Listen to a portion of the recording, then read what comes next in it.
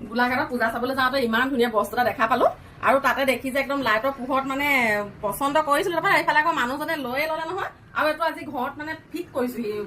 সেইদিনাখন আনি থলো কিন্তু চোৱা নহল আজিহে চাইছো দেই আৰু ইয়াত বোলে পানী ঢালিব লাগিব এনেকে ইমানমান জোখাই পানী ঢালিব লাগিব বোলে এইবাৰ এইটো কাৰেণ্টটো দিলে চাওঁচোন কি হৈছে কাৰেণ্টটো এইটো আহিছে এইবাৰ ইমান ধুনীয়া লাগিছিলে লাইটিঙত দেখিবলৈ মোৰ মানে বৰ পচন্দ হৈছিলে আমাৰ মানুহজনে বোলে লৈ যাওঁ এনেকুৱা আকৌ ফটককে নাপাওঁ মই কিন্তু ফ্লিপকাৰ্টৰ বিলাকত চাইছিলো দেই দামটো যথেষ্ট বেছি মই অকণমান সস্তাতে পালো তাৰপিছত আকৌ আৰু এটা বস্তু আনিলো এই ঘৰত কেতিয়াবা পাচলি ইমান অসুবিধা হৈ থাকে জানে ন মোক কিমান বজাৰ সমাৰ কৰি থাকিব লাগে সেইকাৰণে ইয়াৰ পাচলি কিনি আনিলো জিকা কেৰেলা নেমু টেঙা পটল আৰু দেহাৰ কাৰণে খুব আপেল খাওঁ আম খাওঁ কথাকে সেইটো কাৰণে আপেল আৰু আম এটা লৈ আহিছো